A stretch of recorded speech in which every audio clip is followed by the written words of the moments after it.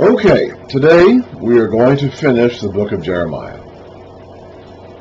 We have spent a long time getting through this book, and today we are going to bring it to an end. We're going to start in chapter 37, read through chapter 44. We've already read chapters 45, which is about Baruch, and 46 and 51, which are about the other nations. I've already read that. So we're going to read 37 through 44.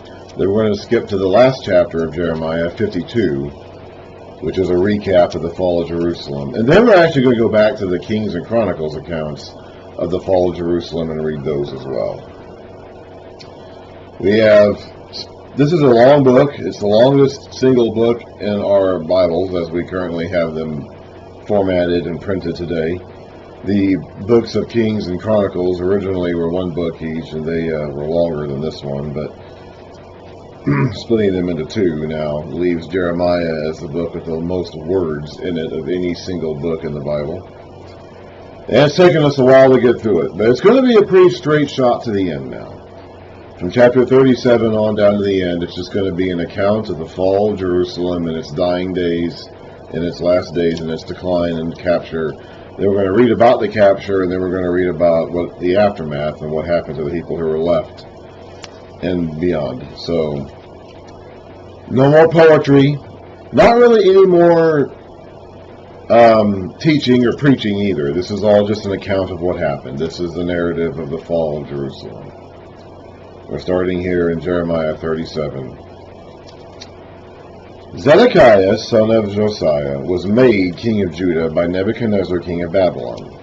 Remember, Nebuchadnezzar came and took Jehoiachin away after he only had been king for 3 months. Jehoiachin was only 18 years old, still really a child, and it was taken away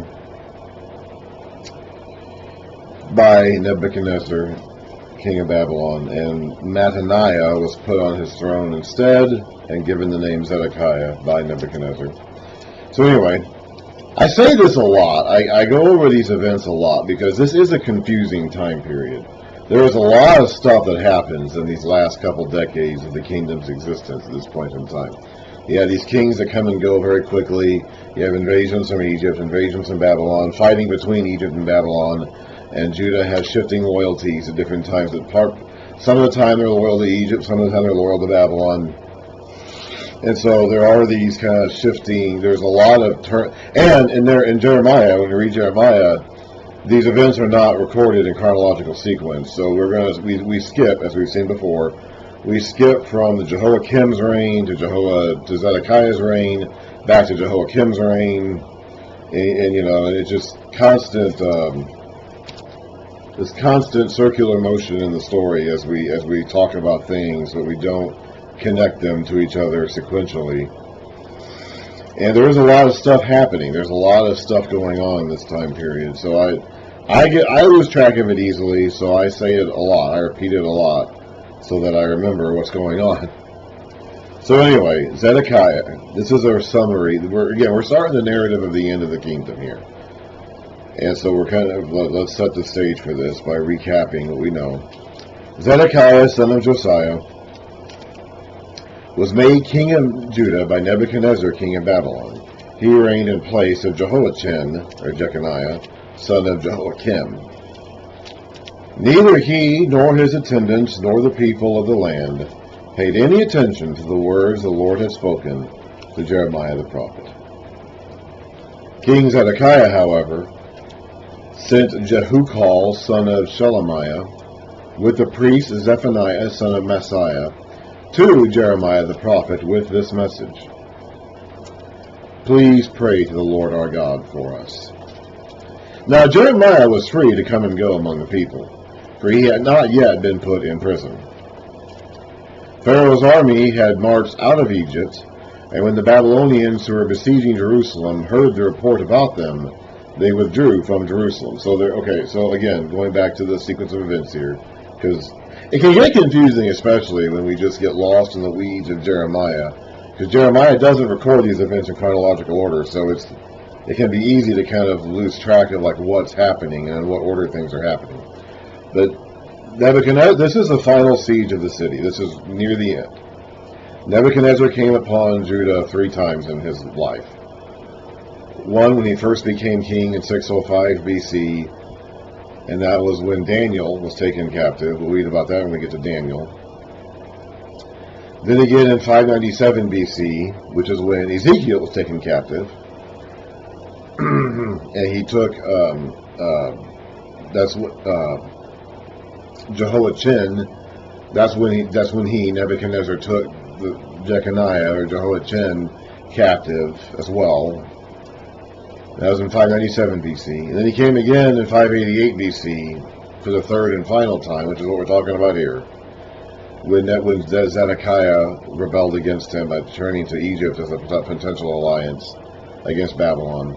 And he besieged the city for 2.5 years, and finally took it in the summer of 586 BC. And during that time, somewhere in that time frame, Egypt did come up to meet Babylon. And so the Babylonian army withdrew from Jerusalem and went to go fight Egypt. I don't know how long that took, a month, 2 months, 3 months, I'm not sure. But that's what's going on here. And we read about this before. Like I said, this story is kind of spinning around in a circle over and over again. So we mentioned this before, but again, to help keep things straight, I always want to mention this so that we don't lose track of what's going on. But there was a point in time, and I'm not sure when this happened or for how long it lasted, but there was a point in time when the siege temporarily lifted because the Babylonians went to go deal with the Egyptians who came up to meet them. Now this happened, a very similar thing happened. In fact, almost the exact same thing happened 100 plus years earlier when Assyria was besieging Jerusalem in the days of Hezekiah. We read about that in Isaiah and in Kings and Chronicles, that the Assyrians came and camped around the city of Jerusalem. And they also heard a report of Egypt coming to meet them. And it's a little unclear exactly how that turned out. Whether, that's when they met the destroying angel, which wiped them out. The Egyptian army did not, but the destroying angel did. And the way the account is written in Isaiah, it's a little hard to make out exactly what happened. Whether they were still around the city when the angel struck them down, or if they had gone out to meet the Egyptians or whatever, and they were out in the field somewhere. I'm not sure. At any rate, something very similar happened in the days of Hezekiah, in that the Assyrians were camped around the city, and then the Egyptians came up to meet them. The Egyptians withdrew again. They didn't end up fighting them. So the Egyptians did not save the Judeans at that time. But a very similar thing is happening here. And this is probably getting the king and his advisors to think that maybe they're going to experience a similar deliverance. That what happened in the days of Hezekiah, we read about that earlier, when we read about the people wanting to put Jeremiah to death, and some of the elders saying, in the days of Hezekiah, Micah the prophet came along and preached this message, and they repented, and it didn't happen in their day. Okay, so there is an awareness of what happened 130 or so years earlier. And so they're probably thinking that. They're probably hoping for some kind of deliverance, because they may see the situation as being similar. The problem is that they themselves haven't repented. So it's not going to happen. They repented in the days of Hezekiah. And so God sent the Assyrians away and did not have the Assyrians destroy them then. But these people are not going to. Zedekiah probably thinks he should. What we'll read about in Zedekiah as we read about him in these chapters, and again in Ezekiel, when he's mentioned in Ezekiel, Zedekiah's weakness seems to be, his failing as a king and as a man, seems to be he was a very weak-willed character. He doesn't appear to have been as overtly evil as some of them were. His predecessor, Jehoiakim, was, deliberately building palaces for himself and making himself great, even in a time of severe hardship for his people, and he was forcing his people into slavery to do that. Zedekiah doesn't appear to have done anything like that. Jehoiakim, we read about in the previous chapter, cut up the scrolls of the words that contain the words of Jeremiah as written by Baruch and threw them in the fire. It doesn't appear as though Zedekiah did anything like that. He doesn't appear to have had an overtly hostile response. In fact, he seems to think that Jeremiah is right, as we'll read about when they interact here, it seems as though Zedekiah knows that Jeremiah is speaking the truth and that he wants to follow him. His inclination is to do what Jeremiah is telling him to do, but he's just too weak. He can't do it. He's too weak-willed. The leaders around him do not want to do it, and he doesn't have the gumption to challenge them. I think his problems, he seems to be a very insecure fellow, and his problems, there's probably two reasons for it. One is that he was young. He was only like 21 years old when he became king. And I think and he was placed on the throne by Babylon, so he was always a Babylonian vessel. And I think also he had a credibility issue in the eyes of the people, because they saw the real king as being Jehoiachin, who was in captivity in Babylon. We read about that earlier when we were talking about some of these people that Jeremiah was talking to, like Hananiah, the false prophet, some of the others, who said that, God's going to bring the king back here in 2 years. Within 2 years, everyone's going to come back home. This is all going to be over. So my guess is that Zedekiah probably felt very insecure in the sense that he was not really seen as the proper king. He was a young man and wasn't, I think, truly accepted as the real king, which I believe is what led to, I don't know, I really don't. Just trying to analyze this individual based on what we read about him. He seems to have been more weak-willed than deliberately evil or hostile, and he is letting people around him make his decisions for him, basically. Mainly, I think this seems to be happening because of his insecurities, and his insecurities are probably due, first of all, to his age, and secondly, and more importantly, due to the fact that he doesn't appear to have been seen as a legitimate king. Anyway, so Pharaoh's army had marched out of Egypt. When the Babylonians who were besieging Jerusalem heard the report about them, they withdrew from Jerusalem. Then the word of the Lord came to Jeremiah the prophet. This is what the Lord, the God of Israel, says. Tell the king of Judah, who sent you to inquire of me, Pharaoh's army, which has marched out to support you, will go back to its own land, to Egypt. Then the Babylonians will return and attack this city. They will capture it and burn it down. So they're probably hoping for a Hezekiah-type deliverance, a deliverance as that which they experienced in the days of Hezekiah, but they're not going to get it. In the best case scenario, we read about this earlier, and we're going to read about it again too. In the best case scenario, they're going to have to submit to Babylon. They may not have to go into captivity in Babylon, but even in the best case scenario, they're going to have to bow down and let Babylon be their rulers. So there's no deliverance for them. Living in their own land as subjects of Nebuchadnezzar is better than being captured. It is better than what will end up happening to them, being taken there by force and being a prisoner. But there's still, there's no future, there's no scenario in which they're going to be allowed to continue. God is going to put them under the authority of Babylon no matter what. This is what the Lord says. So Jeremiah is still talking. Do not deceive yourselves thinking, the Babylonians will surely leave us. They will not. Even if you were to defeat the entire Babylonian army that is attacking you, and only wounded men were left in their tents, they would still come out and burn this city down. So God is going to fight against Jerusalem.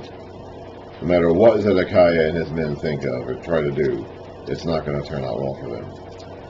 So this is now back to the narrative. Jeremiah is done talking. After the Babylonian army had withdrawn from Jerusalem because of Pharaoh's army, Jeremiah started to leave the city to go to the territory of Benjamin to get his share of the property among the people there. He's from Benjamin. He's from Anathoth in the territory of Benjamin. So he's leaving. So obviously he couldn't do this while the Babylonian army was surrounding the city. So now that there is an opportunity, now he knows the Babylonians are going to come back. Okay, so he's under no misapprehensions that this is a permanent relief. But while they're gone for a while. I don't know how long, a month, 2 months, 3 months, I'm not sure. So during the window of time in which they're gone, and he knows they're coming back, he's going to go take care of this business in his hometown. or his home territory at least. But when he reached the Benjamin gate, probably the gate facing the tribe of Benjamin, probably on the north, the captain of the guard, whose name was Irijah, son of Shelemiah, the son of Hananiah, arrested him and said, "You are deserting to the Babylonians." "That is not true," Jeremiah said. "I am not deserting to the Babylonians." But Irijah would not listen to him. Instead, he arrested Jeremiah and brought him to the officials. They were angry with Jeremiah, so now they have a reason to get their hands on this guy. They can accuse him of desertion. They thought he was going to leave, and he's been telling people to do that. Okay, this isn't an entirely unfounded concern, because he had been telling the people to submit to the Babylonians. So now they have an opportunity, and maybe Irijah, the guard, may have thought he really was deserting. But even if he did, the guys that he hands Jeremiah over to now have the opportunity they want to get their hands on Jeremiah. This is what they've been waiting for. "I am not deserting to the Babylonians." But Irijah would not listen. Anyway, he brought him to the officials. They were angry with Jeremiah and had him beaten and imprisoned in the house of Jonathan the secretary, which they had made into a prison. This probably refers to the whipping, the stocks, the 40 minus 1 or whatever, which we read about last time. He was beaten already back in chapter 20, and this is probably the same thing here. He was probably whipped again. I don't know. I mean, I honestly don't know enough about ancient architecture to tell you how you convert a house into a prison. Okay? I guess I could kind of see it as though converting my basement into a prison. I mean, I have a room that, I have an unfinished room in the basement down there where if you put up bars and stuff, and I guess you could probably hold someone in there and it would seem like a prison. Pretty effective, I guess. So I'm guessing it's something like that. But again, I'm not familiar enough with their architecture and the difference between their kinds of buildings and ours to really be able to visualize how this would have worked. But somehow or another, and remember, they didn't really have prisons. The idea of a prison system wasn't really part of their culture. We read through the law, and there really wasn't any provision in the law about incarcerating someone for a length of time. The closest thing they had to that was the refugee city concept, or the city of refuge concept, where someone who had killed someone accidentally, manslaughter we would call it today, could flee to these cities. Normally, if you kill someone, you would then be killed. That someone, every family had a person, a man marked as like the family avenger or the family redeemer. And it was that person's job to redeem the family, which involved part of it, not all of it, but part of it involved redeeming the blood shed by the family.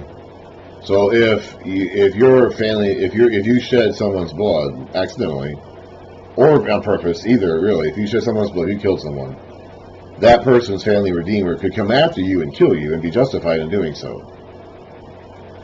If you had done so accidentally, now if you were a murderer, that was one thing, but if you had accidentally caused someone's death, then you could flee to this refugee city. The guy still had permission to come kill you, even if it was an accidental death. And you could flee to the refugee city and stay there, and you would get like a trial or a hearing in the ears of the elders. And if they decided that you had not intentionally murdered, we would call it today differently murder and manslaughter. If they decided that you were not guilty of murder and that the person's death you caused was accidental, they would allow you to live. The family avenger could not kill you as long as you remained in that city until the death of the current high priest. So in that regard, there was a sort of incarceration system. If you fit into those specific circumstances, you would sort of be incarcerated in a city that wasn't your own city. You would flee to these designated cities. You would go to this city, you would stay there, and you would have to remain there until the death of the current high priest, and then you could leave. If you left before then, the family avenger was free to kill you if he found you. That's the closest thing they had to like an incarceration system. They didn't really have prisons. So they had to take this guy's house and turn it into a makeshift prison somehow. Jeremiah was put into a vaulted cell in a dungeon. So he's in some underground pit or chamber with a vault on it, where he remained a long time. Then King Zedekiah sent for him and had him brought to the palace, where he asked him privately, "Is there any word from the Lord?" My guess is that by this point the Babylonians have probably returned. This whole sequence takes place in the span of 2.5 years. The Babylonians arrive for the siege. They begin the siege in early 588 BC, and they complete it. They sack the city in August, I think it is, of 586 BC. So 2.5 years, plus that period in the middle where they went out to deal with Egypt, for however long that lasted. So this is all fitting into that time frame. So however long Jeremiah was in prison, it was no more than 2.5 years, because this entire series of events fits into that 2.5 year time frame. So I don't know. I don't know how long this long time. When it says a long time, I don't know how long that is. I'm assuming that by this point the Babylonians have come back, and Zedekiah wants another word of Jeremiah. So King Zedekiah sent for him and had him brought to the palace, where he asked him privately, "Is there any word from the Lord?" "Yes," Jeremiah replied. "You will be handed over to the king of Babylon." Not what he wanted to hear. Not what he wanted to hear. Then Jeremiah said to King Zedekiah, "What crime have I committed against you, or your officials, or this people, that you have put me in prison? Where are your prophets who prophesied to you, the king of Babylon will not attack this land?" Now they're all gone. So we've seen Jeremiah deal with those people throughout the book. We've seen them come and we've seen them go. Some of them we got their names, some of them we didn't. But we've seen these guys come and we've seen them go, and they're all gone now. Jeremiah has stood the test of time. He's still here. He's still talking to the king. When the king wants a word from God, he sends for Jeremiah. He doesn't send for these other guys any longer. They're gone. Jeremiah's word has proven true. But now, my Lord, for a while, at the beginning of his ministry, nobody knew what he was talking about, or nobody thought it was going to happen. Even Jeremiah was kind of questioning it. There were times when he said to God, "Do it. Go. You've had me speak this message of judgment and doom and gloom for 20 years, God. Do it. Come on, get around to it. What are you waiting for?" Well, now it's happened. No one's saying that anymore. "And now, my Lord the king, please listen. Let me bring my petition before you. Do not send me back to the house of Jonathan the secretary, or I will die there." King Zedekiah then gave orders for Jeremiah to be placed in the courtyard of the guard, and given bread from the street of the bakers each day until all the bread in the city was gone. So Jeremiah remained in the courtyard of the guard. He's not necessarily asking to be released. I guess he knows that's not going to happen. He's just asking not to go back there.